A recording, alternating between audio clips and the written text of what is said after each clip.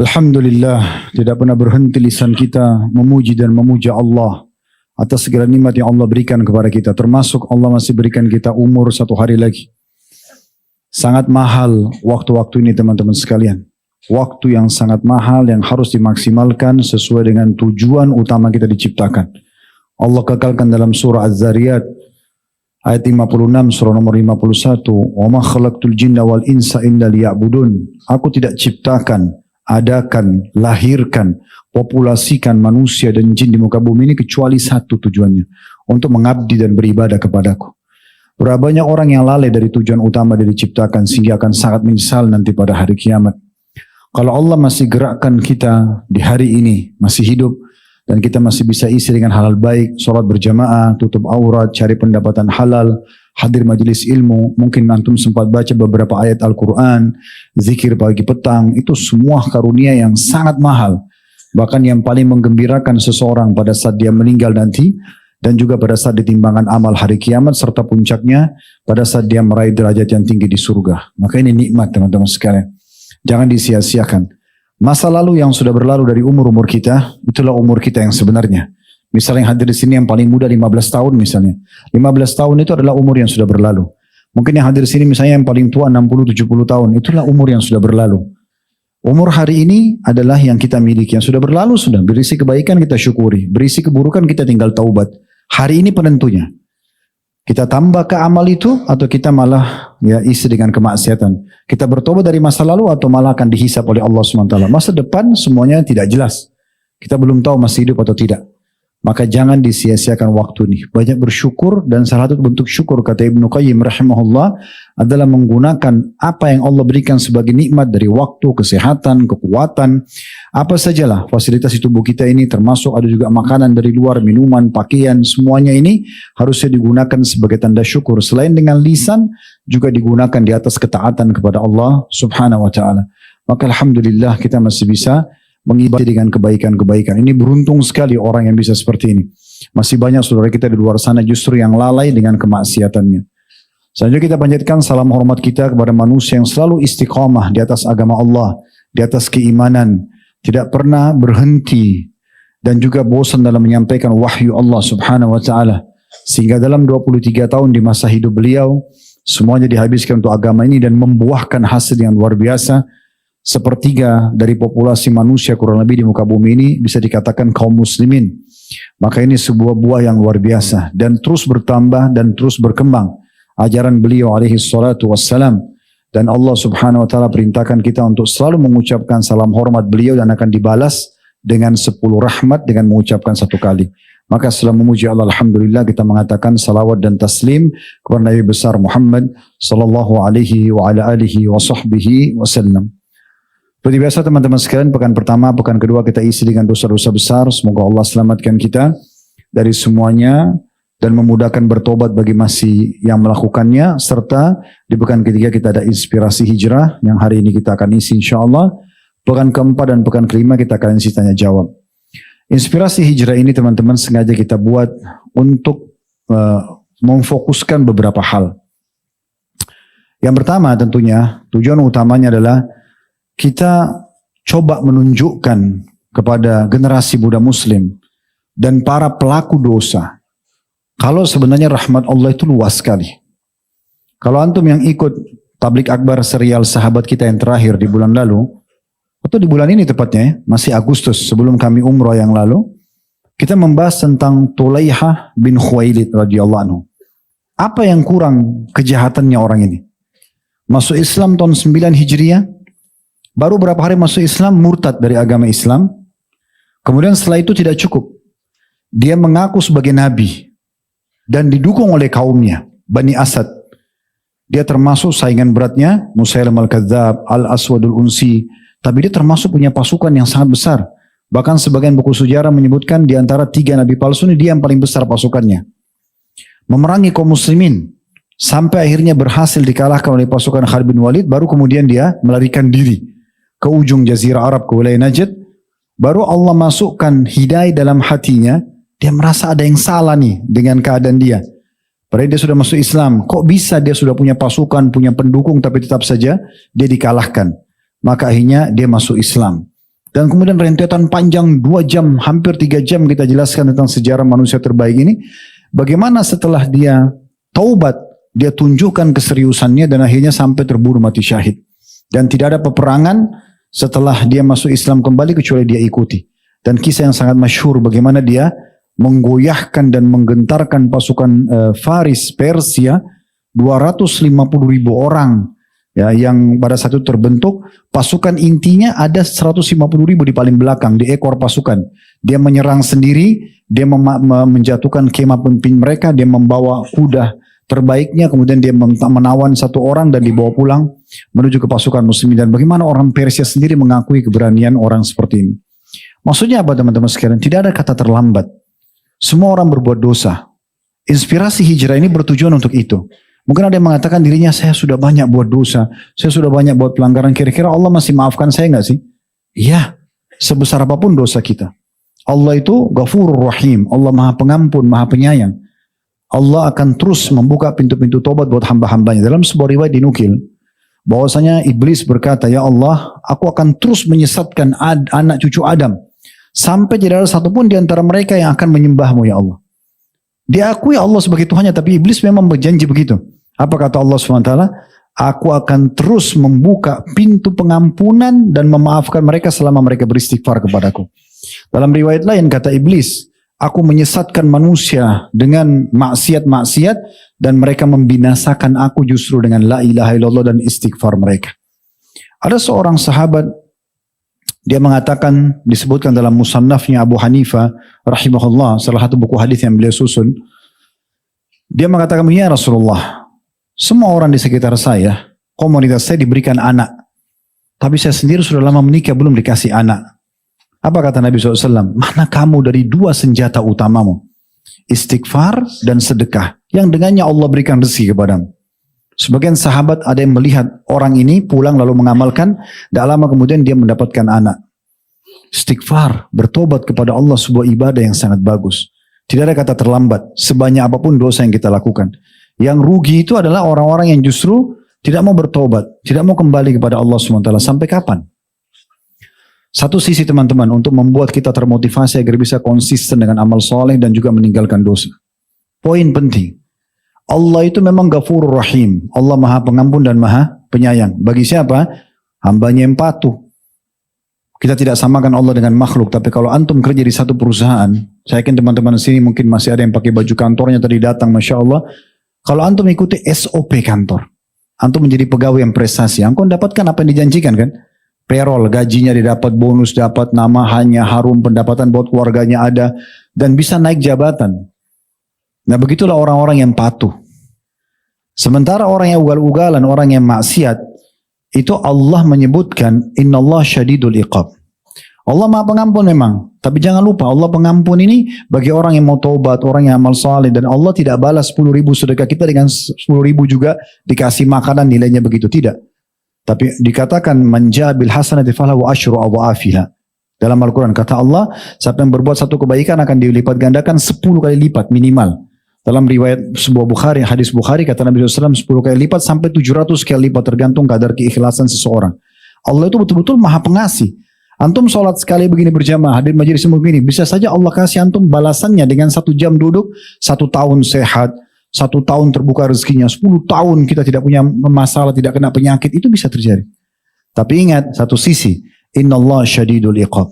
Allah itu sangat berat siksanya. Coba-coba buat dosa, maka hukumannya berat. Dan tidak ada pelanggaran dan tidak ada konsekuensi hukum.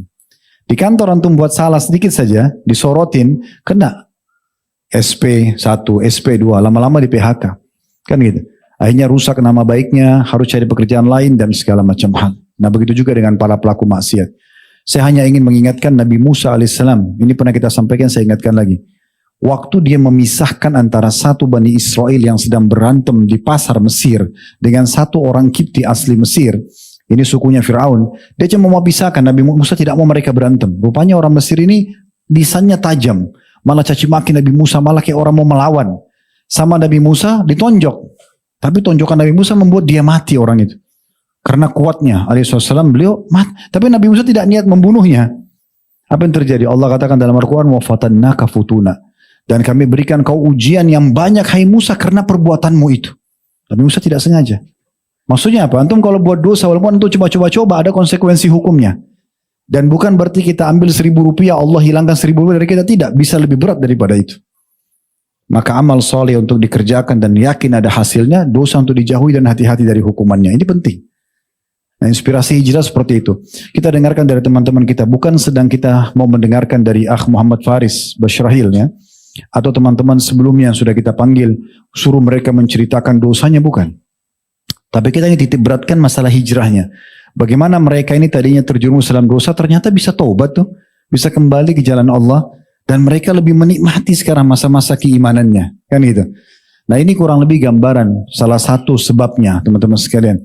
Jadi kita mendengarkan biografi orang yang sudah taubat. Orang-orang yang sudah terdahulu sebelum kita seperti kita bahas masalah sahabat, tabi'in dan seterusnya. Ini akan menambah iman kita. Iman itu perlu ditambah dengan dari berbagai macam sudutnya. Ya. Jadi hari ini insya Allah kita akan coba dengarkan dari salah satu saudara kita. Bagaimana pengalamannya dulu. Masuk ke pekerjaan-pekerjaan yang memang sudah tadi mungkin dinonton cuplikannya ya. Bagaimana beliau mengakui sendiri itu adalah perbuatan pelanggaran agama dan hanya sampai taubat kepada Allah Subhanahu wa taala. Fadhal, kita kenalan dulu Ah Muhammad. Fadhal, antum lahir di mana? Namanya, sudah berumah tangga, ada keturunan berapa? Fadhal. Jazakallah khair Ustaz. Ya. Assalamualaikum warahmatullahi wabarakatuh. Waalaikumsalam warahmatullahi wabarakatuh. Alhamdulillahirabbil alamin. Sebelumnya izinkan ana memperkenalkan diri ana. Nama ana Muhammad Faris Basyrahil. Usia ana 35 tahun. Ana lahir di Surabaya dan besar di Surabaya. Sampai ana kuliah, selesai kuliah baru ana hijrah ke Jakarta. Dan ana sekarang sudah menikah. Ana memiliki 2 orang putra dan seorang putri. Sekarang ini ana lebih fokus untuk mengembangkan usaha sendiri. Oke. Awalnya seperti apa ini? Antum memulai hidup antum? Apa terjun di bidang apa kira-kira waktu masih SMP, SMA, kuliah, jurusan kuliahnya apa? Jadi tekuni bidang apa, jurusannya apa gitu? Oke, ana dulu waktu sekolah SD, dari SD itu di salah satu sekolah Islam di Surabaya. Kemudian SMP ana juga di salah satu sekolah Islam di Surabaya juga. Sekolah Islam ini yang sudah identik dengan salaf saja. Kemudian SMA, ana keluar dari sekolah Islam, nggak masuk sekolah Islam lagi, tapi ana di SMA negeri. Saja. Dari SMA negeri baru ana melanjutkan ke salah satu universitas negeri di Surabaya. Dan awal mula ana kenal dengan dunia entertain itu awal mulanya dari SMA. Jadi ana berangkat dulu dari SMA itu ana aktif di dunia teater. Saja. Ya dari situ akhirnya terus berkelanjutan sampai anak kuliah semester, insya Allah kalau nggak salah semester 4, ada salah satu seseorang yang menyarankan anak untuk ikut salah satu audisi untuk film layar lebar tingkat nasional audisinya, dan kebetulan dilakukan di kampus anak, jadi tuan rumah. Akhirnya anak ikutin di situ, qadarullah keterima Zat. Akhirnya anak berangkat ke Jakarta sebagai finalis. Ya dari situ ya titik awal akhirnya dari teater. Sebelumnya teater ini. Antum kalau salah hobi olahraga juga dulu. Oh iya Zat, betul. Awalnya anak basket Zat ya. Dari basket itu anak dulu dari SD kelas 5 anak sudah mengikuti basket. Kemudian dari basket itu kemudian anak ikut klub. Waktu SD itu anak ikut klub dan kebetulan klub yang anak ikutin ini lokasinya tuh sama atau dimiliki oleh salah satu yayasan yang sama di tempat SMP yang anak sekolah itu. Anak boleh sebutin ya, di SMP Ali Irsyad Surabaya. Jadi dari situ anak akhirnya melanjutkan karena melihat potensi basket di sini ada, akhirnya melanjutkan ke SMP situ. Sebenarnya bukan sengaja untuk masuk SMP itu supaya mengenal salaf, enggak. Justru karena basket, karena hobi itu. Akhirnya Ana lanjutin di situ, dan di situ Ana melihat sebenarnya pemandangan salaf itu bukan hal yang jarang, tapi emang udah umum Ana lihat. Cuman Ana pada saat itu Ana nggak tahu apa nih kok celana cingkrang, apa ini orang-orang pada berjenggot, pada celana cingkrang. Ada orang yang merokok depan sekolah ditegur, suruh matiin. Apa ini Ana bilang? Karena kita sekolahnya bukan pesantren waktu itu kan, sekolah Al-Irsyad tapi umum, yang sekolah umumnya Zat. Ya udah, akhirnya dari itu Ana tekunin basket sebenarnya, tekunin basket sampai Ana ikut ke Jurda, terakhir Ana ikut ke Jurnas, Libama juga waktu kuliah. Sampai akhirnya Ana lebih fokus ke dunia entertain. Dari SMP pindah ke SMA, kenapa nggak lanjut ke sekolah Islamnya? Kenapa pindah ke negeri? Itu karena ada ini juga Zat, ada permintaan dari basket juga untuk dari SMA tersebut meminta Ana untuk masuk ke situ. Bisa dibilang beasiswa juga bukan beasiswa, cuman permintaan sih. Tapi Ana dipermudah. Jadi istilahnya Ana masuk di situ udah pasti dijamin masuk lah di SMP di SMA negeri itu waktu itu Zat. Apa kelebihannya SMA itu sampai antum mau pindah? Waktu itu di prestasi basket mereka belum punya sama sekali Zat. Jadi di tahun Ana itu mereka berusaha mencari pemain-pemain SMP dari SMP di Surabaya itu yang bisa mereka ajak untuk masuk ke SMA tersebut. Tapi terkendalanya adalah SMA ini sebenarnya bukan SMA favorit. Dari mata pelajaran sebenarnya bukan termasuk SMA yang 5 besar favorit di Surabaya itu bukan. Zat. Cuman dari sisi olahraga mereka punya prestasi di bidang voli dan sepak bola. Nah hanya saja di basketnya mereka masih belum ada prestasi yang signifikan. Jadi dari Ana itu awal Ana ditarik ditawari untuk masuk SMA sih. Kebetulan SMA-nya itu ada pas di sebelah sekolah SMP Ana. Ada hubungannya sama teater nggak SMA ini? Oh iya betul. Ana kenal teater itu justru dari SMA ini Zat. Berarti dari situ? Iya dari awal itu karena ekstrakurikuler basket dan teater itu waktu di SMA Ana bersahabat gitu Zat. Jadi kalau teater ada pentas, anak basket support. Kalau kita tim basket kita main, anak teater support juga sebaliknya gitu Zat. Antum tekuni dua-dua maksudnya? Ana tekunin dua-dua akhirnya ditawarin. Sempat ditawarin jadi. Ditawarin oleh pelatih basketnya, pelatih teater, beberapa anak basket tawarin yuk ikut teater yuk. Ya udah Ana bilang ayolah ikut aja, iseng sebenarnya Zat, nggak ada tujuan kemana-mana, iseng aja. Namanya kita ya anak muda lah ya, maksudnya ya udahlah jalanin aja dah gitu, ikut. Ya, dari situ kasihkan Zat, kasihkan sampai mendalami akhirnya ya ketemu di titik yang tadi itu satu dan sampai akhirnya Ana direkomendasikan pada saat kuliah untuk ikut audisi itu dan itu rekomendasi dari salah satu orang yang punya, maksudnya dia punya jasa atau punya peran juga di dunia seni di Surabaya dan di Jawa Timur waktu itu.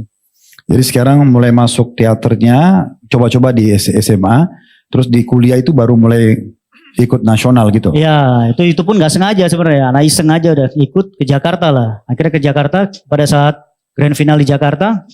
Tahap pertama Ana lolos, tahap kedua lolos, pada tahap terakhir udah grand final.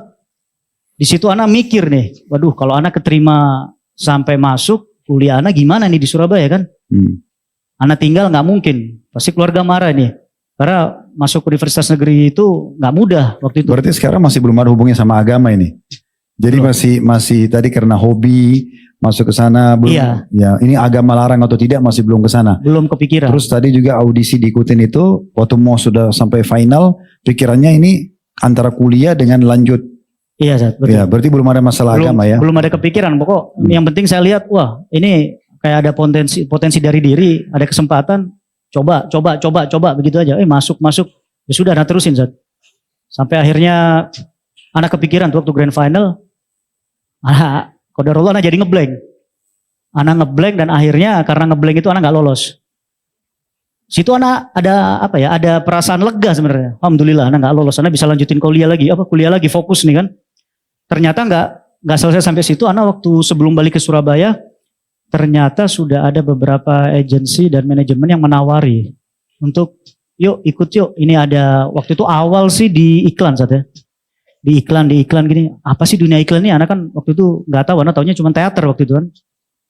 Gini dikasih tahu seperti ini prosedurnya. Oh ya udah, yang penting jangan lama-lama. Ana pengen balik Surabaya, mau ujian. Waktu itu kebetulan mendekati ujian.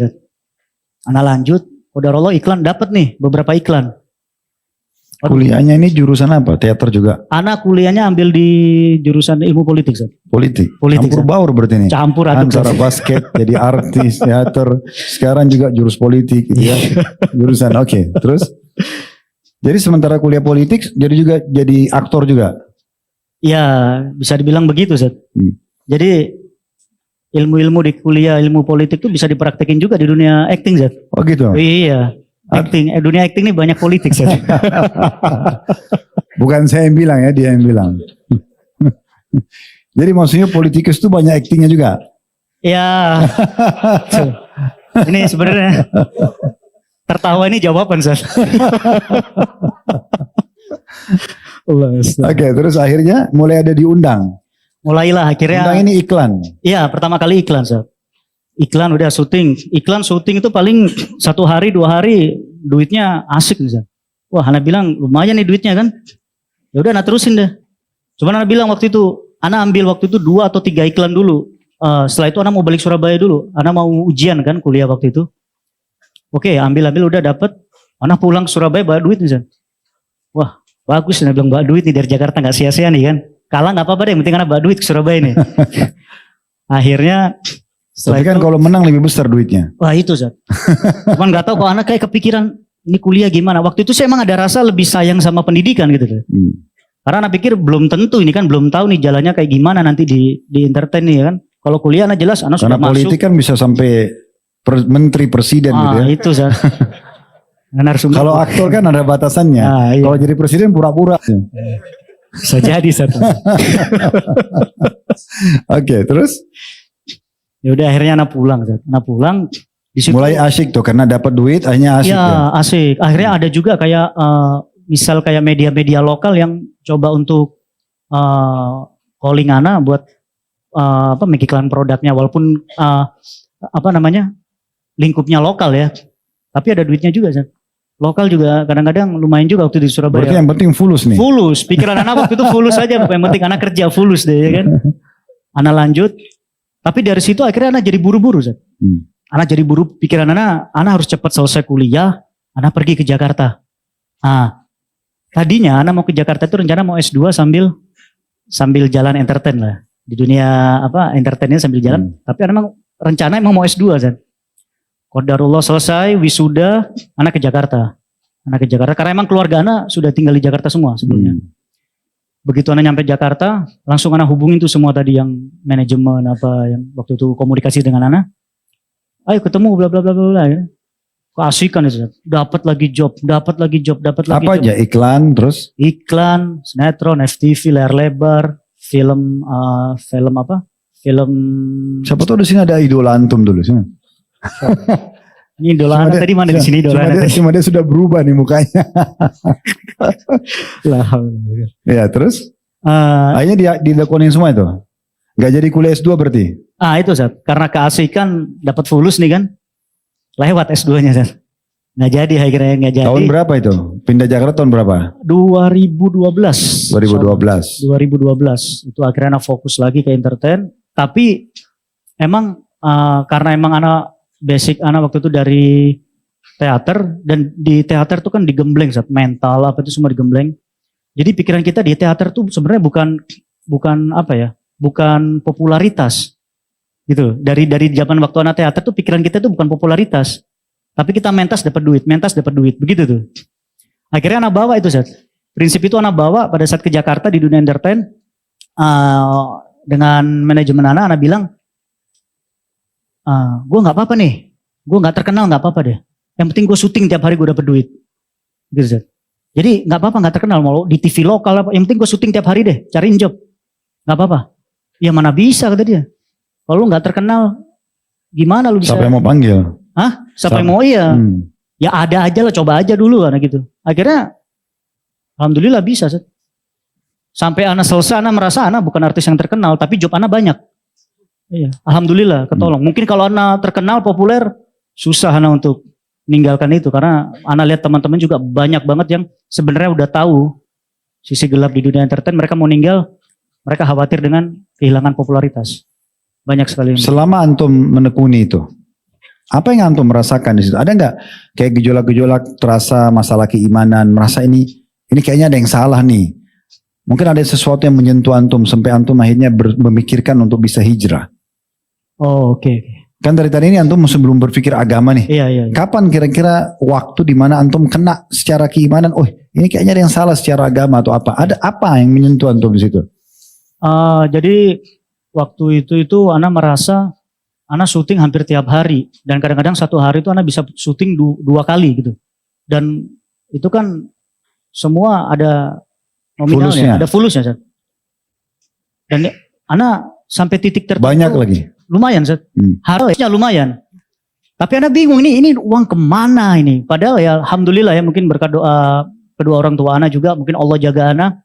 Alhamdulillah ana di dunia entertain, walaupun ana di dunia entertain, ana nggak sampai masuk yang ana homer, ana nggak sampai drugs, ana nggak suka kehidupan yang glamor yang ini. Dan ana waktu di dunia entertain itu juga mencari kawan-kawan yang sekiranya tuh hidupnya santai aja, sederhana gitu, nggak neko-neko gitu. Cuman tetap aja ana bilang, ini duit kemana gitu. Ana syuting pagi, ketemu pagi, siang ketemu pagi. Artinya uang yang antum dapatkan ini tidak ada berkahnya gitu. Dia habis begitu saja. Iya. Ana Itu nggak tahu. awal titiknya antum mulai Awal. tersentuh itu. Betul, Zat. Oke. Awalnya di situ ana ngerasa kok uang ana ini kemana gitu. Sedangkan ana waktu itu punya pikiran sudah mau menikah, sudah pengen menikah. Udah ana nikah, jangan lama-lama di Jakarta nih gitu.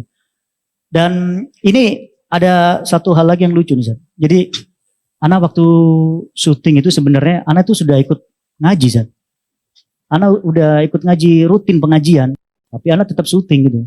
Jadi Berarti masih campur baur. ya ana pikir ana pengen kajian, cuman ya kajiannya sebatas kajian duduk, mungkin ya Kajian yang mendukung profesi antum kali. bisa jadi begitu, Zat. Nyari bahasan-bahasan jangan masalah neraka sama kubur dulu gitu ya. Gitu. Yang penting rezeki gitu. Akhirnya ya mungkin dari beberapa kajian itu ada poin-poin yang kena ya ke Ana saja. Pribadi masalah keberkahan harta apa itu Ana rasain di situ bahwa oh iya ini ada yang nggak bener nih. Mungkin kalau Ana nggak barengin ngaji juga bablas aja kayaknya. Itu di awal ikut kajian atau sudah berapa kali ikut kajian? Sudah beberapa kali.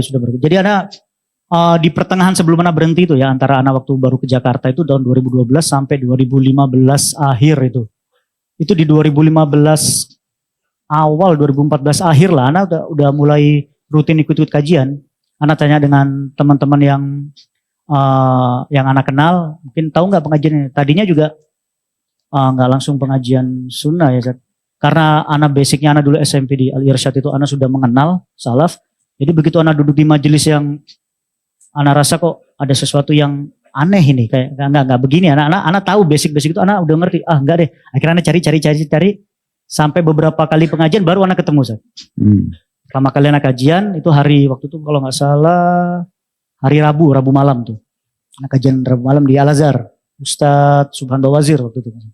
Ana kajian, wah Ana bilang, ini bener nih, Ana bilang, ini kayaknya bener nih, ini yang Ana pelajarin dulu nih kayaknya. Tapi ya udah tetap Ana syuting. Kadang-kadang juga lagi kajian sambil dulu zaman Terima dulu, orderan. iya, besok syuting jam berapa gitu, tetap kita balesin saat gitu. Zat. Jadi ilmu kayak lewat gitu aja. Zat. Ya akhirnya sampai pada titik Ana merasa ini ada yang nggak bener nih. Ana nggak langsung terus tiba-tiba langsung udah hijrah tinggalin, enggak, Zat. Ana udah ada niat begitu, Zat. Ada niat, tapi begitu namanya setan, Zat. Tiba-tiba ada WhatsApp, ada waktu itu BBM kalau nggak salah, BBM atau WhatsApp ya.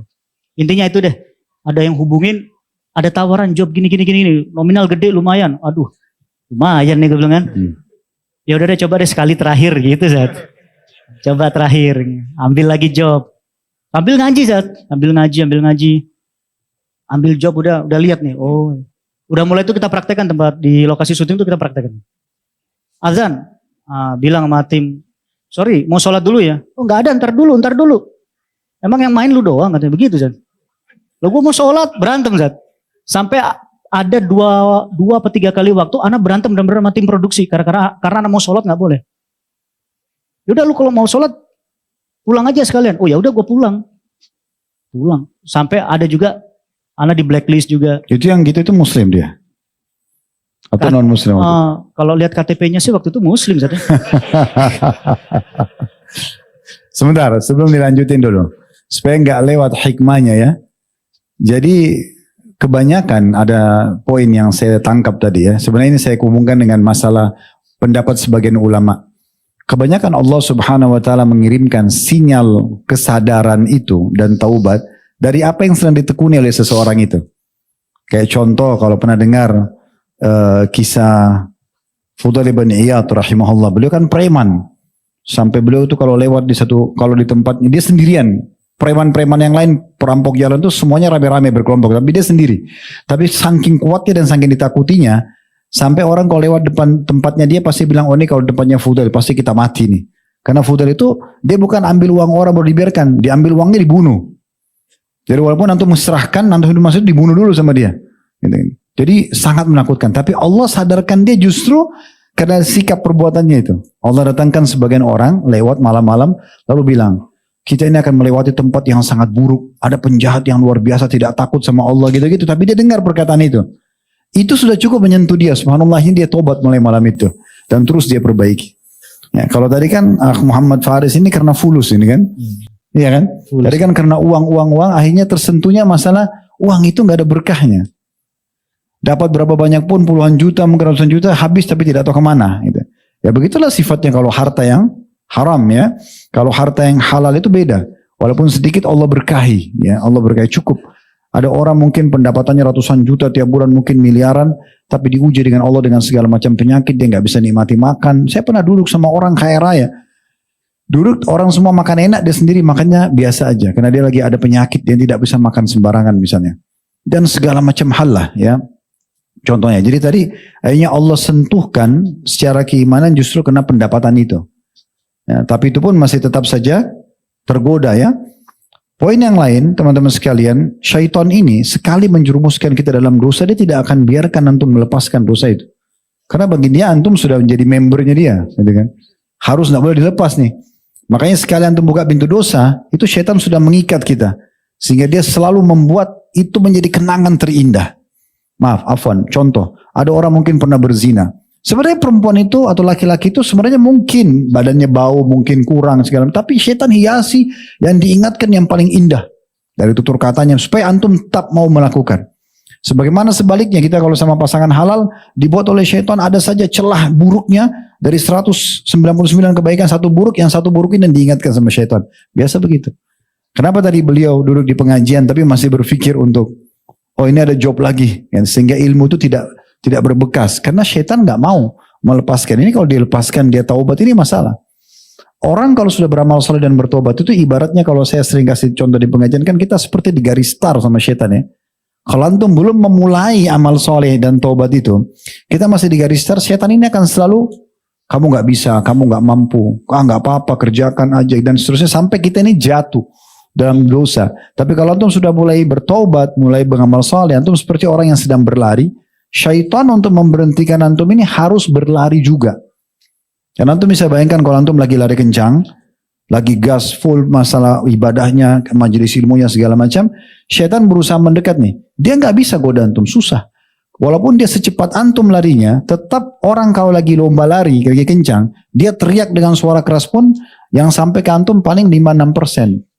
Yang lainnya tidak.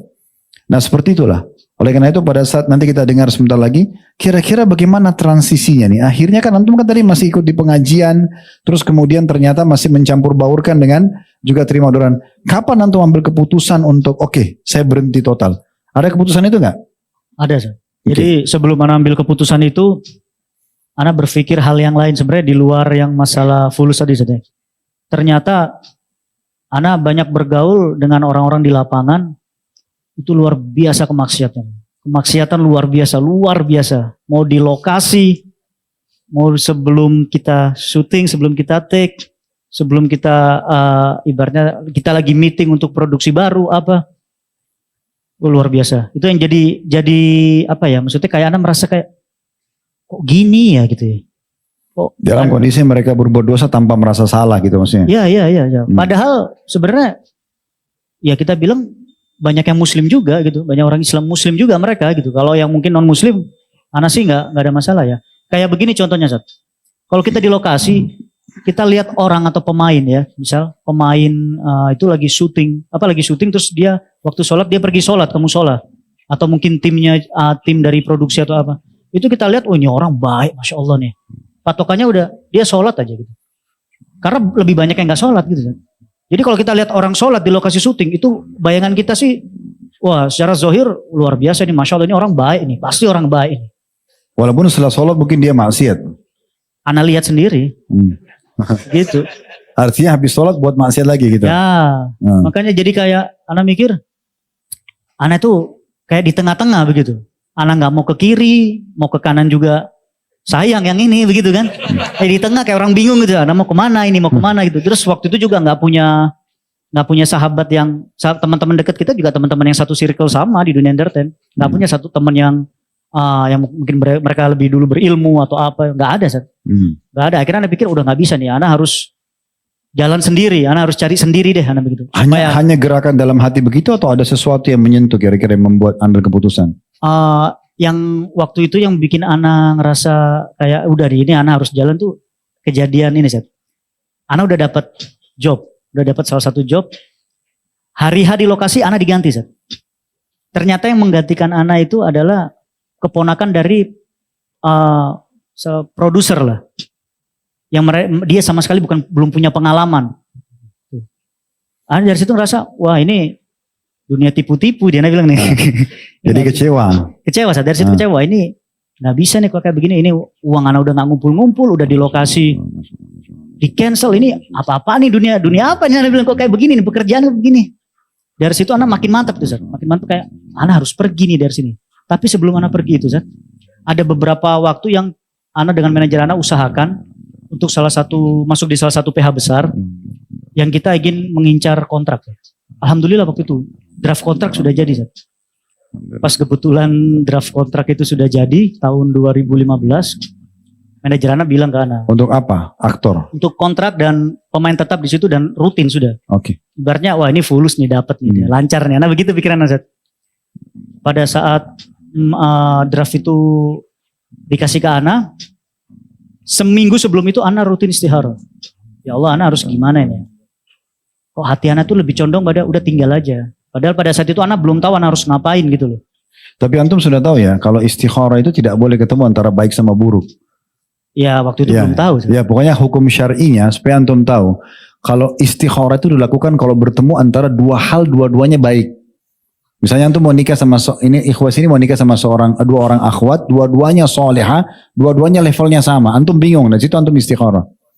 Kalau satu buruk satu baik nggak usah istikharah, pilih yang baik saja. Loh iya. Supaya nggak salah paham, gitu kan? Ana mau istikharah kayak tadi dia istikharah lanjut ini akad atau taubat gitu ya. Itu nggak butuh istikharah. Ya. Jadi paham itu ya. Istikharah itu hanya kalau ketemu antara dua hal dua-duanya baik, antum bingung mau milih yang mana. Kalau sudah satu angkanya 10, yang satu cuma 7, nggak usah istikharah. Udah pilih aja yang 10 gitu kan. Ya. Pernah ada seorang ikhwah juga begitu, dia mau kuliah di Madinah, mau masuk sekolah, terus kemudian antara sekolah di sana atau di Indonesia. Dia tanya, Ustaz, gimana? Ana istikharah dulu. Untuk apa untuk istikharah?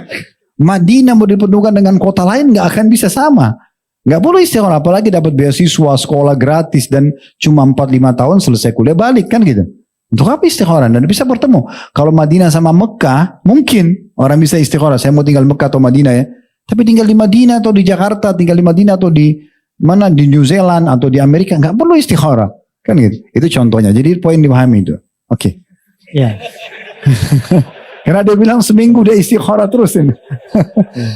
Tapi syukur alhamdulillah hasilnya. Alhamdulillah, Zat. Akhirnya tinggalkan. Iya. Berarti bukan istikharah, Zat ya? Enggak, oke, namanya istikharah juga. Cuman saya jelaskan secara hukum syari'nya. Istikharah itu hanya kalau bertemu antara dua hal, dua-duanya baik dan bersaing. Itu aja. Kalau nggak bersaing nggak usah istikharah. Ya, oke. Berdoalah waktu itu berdoa nah. Ini ya Allah ini gimana ini? Nggak usah merasa bersalah. Karena kan belum tahu waktu itu kan. Iya, betul. Ayo. Oke, satu minggu kemudian akhirnya sudah tuh. Ana ketemu dengan manajer Ana, sodorin draft nih. Bro, alhamdulillah bro kata dia. Kontrak nih eksklusif. Wah, Ana sedih Zat. Ana ngomong apa sama beliau nih? Ana bilang sama dia, sorry bang, Ana sepertinya sudah berhenti. Berhenti apa kata dia? Ya berhenti di dunia entertain. Ana, wah bercanda ente katanya. Bercanda belum. Gila ente ya kata dia. Gak tahu Ana berhenti. Kenapa? Ada apa? Ada terima job lain atau apa lebih gede? Ana negoin lagi nanti budgetnya biar lebih tinggi. Enggak bang. Sempat tergoda waktu dikasih tahu gitu. Wah budget lagi dia bilang. Sempat tergoda, sempat goyang juga iya kan. Tapi akhirnya Ana mantap tetap. Enggak deh, bismillah. Ana juga belum punya bayangan Ana mau ngapain selain ini gitu. Tapi ya udah hati Ana waktu itu benar-benar udah mantap, udah bener Zat. Ana tinggal, Ana nggak sign kontrak itu, wah itu dimusuhin luar biasa Zat. Difitnah sana sini, dibilang begini. Tapi ya sudahlah. Akhirnya dari situ, Ana langsung hilang Zat. Ana langsung hilang, yaitu tadi bilang Ana harus jalan sendiri, Ana cari sendiri dari situ Zat sebenarnya. Dan alhamdulillah Allah langkahkan kaki ini ke. Terus habis itu apa? Alahkan supaya punya income kehidupan? Dari situ nggak langsung sih sebenarnya. Anak ketemu salah satu sohib juga waktu itu. Dia non muslim teman main sih waktu itu. Dia ngajak, bro, udah yuk kita ini aja yuk kita main otomotif aja yuk. Kita main mobil aja. Anak udah jalan udah lumayan lama nih ya tadi udah 2 tahunan. Ikut yuk gabung. Anak penasaran, anak bilang ya sudah yuk ikutlah. Anak pikir ini sebenarnya bukan karena hobi, tapi karena keterpaksaan gitu kan. Daripada anak nggak ngapa-ngapain bingung, anak nyoba ini gagal. Anak coba di situ akhirnya. Anak coba, alhamdulillah lambat laun dari beberapa teman lu kita syirka saja. Alhamdulillah berjalan sampai satu ketika ada masalah karena muamalah, masalah riba gitu, masalah leasing atau apa. Anak sudah ngerti masalah hukum riba itu, anak sebenarnya dari dulu udah paham. Dan anak alhamdulillah Ana bisa menghindari itu. Dari dulu Ana waktu zaman entertain pun Ana beli kendaraan, Ana selalu nabung, Ana beli cash gitu. Dari situ Ana kenal, oh ternyata harus leasing ini, jual kredit ini lebih asik gitu. Untungnya 2 kali lipat, lebih cepat peluang lakunya. Karena orang yang walk in ke tempat kita itu mungkin 80% maunya beli kredit gitu. Terus Ana jalan, Ana nggak mau di situ. Sempat Ana berapa bulan jalan, sudah bilang, wah ini nggak bisa nih kayak begini terus nih udah. Ibaratnya Ana waktu itu taunya kan kalau riba itu ya kalau misal kalau misal jual beli itu Ana nggak ambil refundnya dari leasing, Ana nggak berdosa. Ana kan cuman taunya Ana beli apa cash aja. Tapi kan antum membantu dia. Nah pada saat itu Ana belum tahu Zat. Kok Ana sudah begitu pun mereka masih ribut ini masalah pembagian fee. Padahal Ana udah nggak terima, udah bagi aja rata. Mereka masih ribut aja nih. Akhirnya saya sambil jalan kajian Zat, Ana ketemu dengan beberapa ustadz. Ana nanya masalah ini pribadi. Mereka bilang, oh nggak bisa, antum tetap kena, tetap tercatat dalam pelaku riba. Waduh, bahaya nih. Udah akhirnya keluar dari situ. Anak izin, anak perginya nggak bisa baik-baik Zat. Kalau baik-baik nggak dikasih, ribut Zat. Perginya berantem dulu, udah. Akhirnya ya udah lu pergi aja jalan. Ya udah, anak jalan sendiri karena ribut tadi dia. Anak jalan sendiri, alhamdulillah. Memang tidak sebanyak kita pada saat jual waktu kredit itu. Tapi luar biasa, Masya Allah, Ana lebih bisa merasakan hasilnya. Dan sampai saat ini, sampai sekarang, Ana masih bertahan di Ana jalan sendiri dan ya menghindarilah untuk akad-akad riba, agoror. Oke, 2 pertanyaan terakhir sekarang. Kita habis ini azan langsung iqamah seperti biasa. Apa yang membedakan antara income antum yang dulu antum merasa haram itu dengan income yang halal setelah itu? Apa yang antum rasakan? Bedanya dia apa? Yang pertama yang paling signifikan saat waktu di awal-awal adalah waktu Ana di dunia entertain, Ana ngumpulin uang tuh harusnya banyak. Ana nggak bisa nikah Zat. Begitu Ana jual dagang di otomotif itu, di mobil, di motor, belum sampai setahun, alhamdulillah Allah kasih rezeki, Ana bisa nikah di tahun 2015 akhir waktu itu. Terbuka pintu pernikahan. Terbuka pintu pernikahan. Alhamdulillah, itu yang pertama. Yang kedua, ketenangan Zat. Jadi kalau dulu kan bingung nyari kita. Duit masuk keluarnya kemana ini, nggak ketemu nih. Kalau sekarang ketahuan, oh masuknya segini keluarnya ini gitu. Kayak lebih tenang aja, kayak lebih rapi manajemen. Manajemen lebih rapi, terus kayak kalau misal dulu kehilangan job atau apa kayak tadi itu yang diambil sama orang dalam itu kayak kesel gitu kayak cuman kalau sekarang ya sudahlah, kayak ya udahlah, ntar ada rezeki yang lain, lebih tenang aja kita, lebih ngejalannya lebih santai gitu dan nggak terlalu ngoyo. Sekarang perbedaan lainnya ada nggak? Kalau misalnya di harta haram dulu kayak antum kan bilang cepat hilang tuh nggak tahu kemana. Kalau harta halal gimana? Malah ada kelihatan berkah. Alhamdulillah gitu. Kadang-kadang kita udah pakai buat ini, masih ada ya gitu. Itu yang Ana rasain sih, masih ada ya. Ana kira udah habis gitu. Terus yang kedua juga kalau kita bermajelis di majelis ilmu, kayaknya Ana rasa ilmu lebih gampang Ana tangkap sekarang dibanding dulu gitu ya. Padahal sama-sama. Karena dulu sambil terima job soalnya. Iya, Sir. Kalau sekarang kan antum sudah fokus. Insyaallah, Sir. Iya, berarti memang perbedaannya pendapatan haram itu nggak ada keberkahan, bisa cepat habis, hilang. Harta halal itu lebih banyak, beri kelihatan gitu ya, membawa ketenangan, memudahkan pernikahan. Ini yang jomblo-jomblo ini, ya. Gitu. Jadi antum muhasabah juga pekerjaan antum. Oke, yang terakhir akhi. Apa yang antum lakukan sekarang kiat antum supaya antum bisa istiqomah? Kan sekarang antum sudah tinggalkan nih. Kira-kira masih ada sering goda-godaan manggil tetap untuk Ada sih belum tampil? lama kemarin ada, Seth. Mungkin setahun apa setahun lebih, apa 2 tahun lalu tuh sempat ada tuh. Jadi ada waktu Ana dulu kontrak salah satu iklan, itu saya Ana dihubungin lagi oleh manajemennya bilang ini ada perpanjangan untuk kompilasi, jadi dari beberapa iklan dari tahun berapa sampai tahun berapa dijadikan satu pemerannya, bayarannya gede. Mau nggak? Syuting setengah hari kata dia. Nominalnya ya 2 digit lah, itu berapa puluh juta gitu. Ana bilang oh enggak, Ana bilang enggak, Ana udah kaku, udah nggak bisa acting. Ana bilang begitu aja, Seth. Udah nggak apa-apa, iklan kan gampang gini. Enggak. Ayo dong. Tetap Ana tolak lah dengan segala macam alasan Ana, ya bohong-bohong sedikit lah, nggak apa-apa. Nggak boleh. Nggak boleh. Jangan. Kenapa antum ragu untuk mengatakan maaf saya nggak ikut karena menurut saya itu haram? Kan selesai. Nah ini. Jadi gini, saya sering berbagi sama ikhwah di pengajian ya. Kalau antum pernah buat dosa, misalnya biasa keluar malam sama teman-teman ke diskotik, karaoke, terus antum tobat nih, dengar pengajian berhenti. Sekarang teman antum telepon lagi. Kalau antum bilang, waduh kalau saya jawab nanti saya diajak nih, nggak usah angkat. Dia tetap telepon terus kan? Coba sekarang kalau dia telepon antum jawab, Assalamualaikum warahmatullahi wabarakatuh. Ahli surga ini sudah salam. Mungkin dulu nggak pernah salam gitu ya. Oh iya, alhamdulillah sekarang saya sudah ikut pengajian. Ayo kita kumpul di diskotik ini. Waduh, nggak bisa, itu sudah haram. Saya tahu nggak boleh. Yakin setelah itu dia nggak akan telepon lagi. Aman itu, sekali aja antum jawab. Karena dia sudah tahu kalau telepon antum pasti diajak pengajian. Oke, apa yang antum lakukan sekarang untuk mempertahankan kondisi hijrah antum ini? Ya, yang pertama. Diringkas saja poin-poinnya nanti biar kita tutup. Yang pertama circle pertemanan jangan dijauhin, tinggalin. Udah tuh fix, nggak ada negosiasi. Circle ganti udah. Yang pertama itu. Yang kedua, Memang di poin ini penting ya. Memang teman-teman jangan heran kalau antum sudah mulai hijrah, antum nanti akan muncul perasaan tidak nyaman sama komunitas lama. Itu biasa gitu. Antum sudah merasa nggak nyaman karena nanti ngobrolnya mereka tetap masalah gosip, masalah ini, masalah itu, masalah. Antum sudah mulai nggak nyaman. Kalau orang sudah ada iman dalam hati pasti begitu. Antum nanti akan merasa lebih nyaman seperti Nabi SAW mengatakan al-ruhun jununun mujannada. Ruh itu semuanya seperti satu pasukan gitu ya. Apa yang bersatu dia akan nyaman, apa yang tidak bersatu dia tidak akan nyaman. Dan seperti itulah. Jadi memang tidak bisa setengah-setengah. Tinggalkan aja nggak apa-apa. Dan memang Allah akan datangkan komunitas baru nanti. Biasanya begitu ya. Jadi jangan ragu kehilangan teman-teman lama, nggak usah, nggak ada masalah. Iya. Circle terus. Circle yang pertama itu, terus yang kedua juga